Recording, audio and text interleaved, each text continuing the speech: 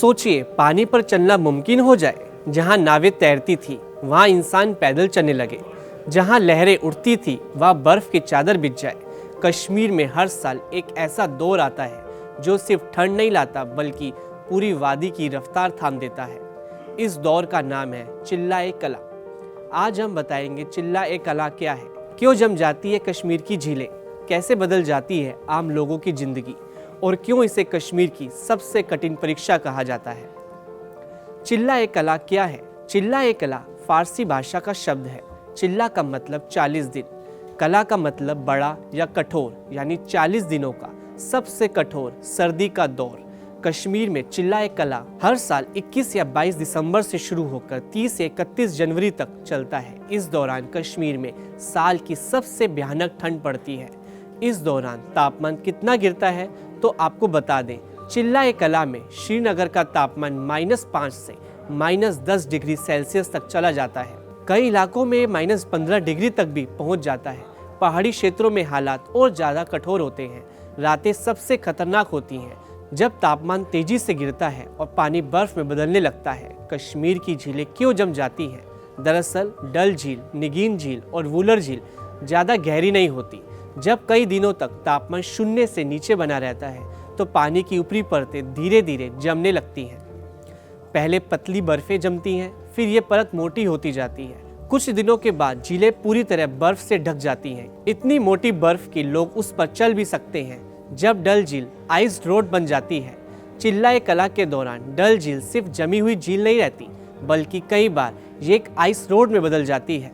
स्थानीय लोग पैदल चलते हैं, सामान खींच कर ले जाते हैं, बच्चे बर्फ पर खेलते हैं, लेकिन ये खूबसूरत नज़ारा उतना ही खतरनाक भी होता है। क्योंकि जब से निजाम बना है कुदरत का तो कश्मीर का यही एक सीजन रहता है। जैसे हर एक सीजन में अपनी अपनी पहचान होती है। सर्दी गर्मियों में ग्रीनरी से अपनी पहचान है, ऑटम में अपने पत्तों के कलर से पहचान है, मॉनसून में बारिश से पहचान है। तो ऐसे ही चिल्ला-ए-कलान में भी विंटर, फॉग, बर्फबारी, कोहरा, इस चीज की भी पहचान है। आइए ये भी जान लेते हैं कि आखिर क्यों खतरनाक है जमी हुई झीलें। क्योंकि बर्फ हर जगह पर समान मोटी नहीं होती, कहीं मजबूत होती हैं तो कहीं पर बहुत पतली। हर साल कई हादसे होते हैं जहां लोग बर्फ टूटने से ठंडे पानी में गिर जाते हैं। इसलिए प्रशासन अक्सर चेतावनी जारी करता है कि लोग जमी झीलों पर अनावश्यक आवाजाही ना करें। चिल्ला-ए-कला में पानी भी दुश्मन बन जाता है। इस दौर में पाइपों का पानी जम जाता है, घरों की टंकियां फ्रीज हो जाती हैं, नलों से पानी आना बंद हो जाता है। कई इलाकों में लोग रात को नलों को खुला छोड़ते हैं ताकि पानी बहता रहे और पाइप न जमे। इतना ही नहीं, चिल्ला-ए-कला में बिजली और ईंधन की सबसे बड़ी चुनौती भी सामने आती है, जहां बिजली की खपत कई गुना बढ़ जाती है। हीटर, ब्लोअर और अंगीठी लगातार चलते हैं, लेकिन भारी बर्फबारी से बिजली लाइनें टूट जाती हैं। कई इलाकों में घंटों, कभी कभी दिनों तक बिजली नहीं रहती। इसलिए कश्मीर में सर्दियों में ईंधन जीवन रेखा बन जाता है। इस बीच कांगड़ी, जो कि कश्मीर की सर्दी का हथियार माना जाता है, चिल्ला-ए-कला की पहचान है। कांगड़ी ये मिट्टी की बनी एक छोटी अंगीठी होती है जिसे लोग फिरन के नीचे रखते हैं। ये ठंड से लड़ने का सस्ता, असरदार और सर्दियों का सबसे पुराना तरीका है। चिल्ला-ए-कला के दौरान स्कूल की सर्दी की छुट्टियां होती हैं, दफ्तरों में उपस्थिति कम रहती है, सड़कें बर्फ से ढकी होती हैं, कई गांवों का शहरों से संपर्क तक टूट जाता है। सब्जियां, दूध और जरूरी सामान महंगा हो जाता है क्योंकि सप्लाई प्रभावित होती है। खेती और बागवानी पर असर पड़ता है। कश्मीर की मशहूर सेब की खेती इस दौर में आराम की स्थिति में रहती है, लेकिन सब्जियों की खेती रुक जाती है। मिट्टी पूरी तरह जम जाती है। किसान अगले मौसम की तैयारी इसी दौरान करते हैं।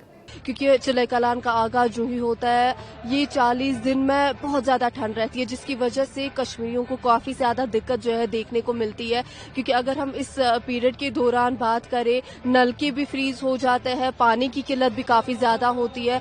साथ ही साथ इस वक्त जो है काफी सारे लोग जो है अपनी चीजें जो है घर पे ही रखते हैं, प्रिजर्व करके रखते हैं चीजें, क्योंकि इस दौरान बहुत सारे लोग जो है निकलना पसंद नहीं करते हैं, क्योंकि सुबह सवेरे भी बात कोहरा लग जाता है। इस वक्त की भी बात की जाए तो कश्मीर में ऑलरेडी जो है पोल्यूशन हमें देखने को मिल रहा है, जिसकी वजह से ठंड भी काफी ज्यादा, ड्राई वेदर भी रह रहा है। चिल्ला-ए-कला के बाद क्या? तो चिल्ला-ए-कला खत्म होने के बाद आता है चिल्ला-ए-खुर्द, यानी 20 दिन की हल्की सर्दी। इसके बाद आता है चिल्ला-ए-बच्चा, यानी 10 दिन का संक्रमण काल, यानी सबसे भयानक दौर। चिल्लाए कला ही होता है। पर्यटन मुसीबत भी मौका भी। पर्यटकों के लिए ये समय दो तरह का होता है, एक तरफ भारी ठंड और बंद रास्ते, तो दूसरी तरफ बर्फ से ढका स्वर्ग, गुलमर्ग, सोनमर्ग और पहलगाम इस दौरान खास आकर्षण बनते हैं। लेकिन पर्यटन पूरी तरह मौसम पर निर्भर रहता है। चिल्लाए कला सिर्फ मौसम नहीं, जीवन परीक्षा है। कश्मीरियों के लिए चिल्लाए कला सिर्फ सर्दी नहीं है, ये धैर्य की परीक्षा है, तैयारी की परीक्षा है और जज्बे की परीक्षा है। इस दौर में लोग असली कश्मीरियत दिखाते हैं। जब देश के बाकी हिस्सों में सर्दी बस जैकेट पहनने तक सीमित होती है, तब कश्मीर में चिल्लाए कला जिंदगी रोक देता है। झीलें जम जाती हैं, नल सूख जाते हैं, रास्ते गायब हो जाते हैं, लेकिन इसके बावजूद कश्मीर चलता रहता है, क्योंकि ये सिर्फ ठंड नहीं बल्कि कश्मीर की सबसे बड़ी हिम्मत की कहानी है। ये था चिल्लाए कला, जब सर्दी अपने चरम पर होती है और इंसान अपने जज्बे पर।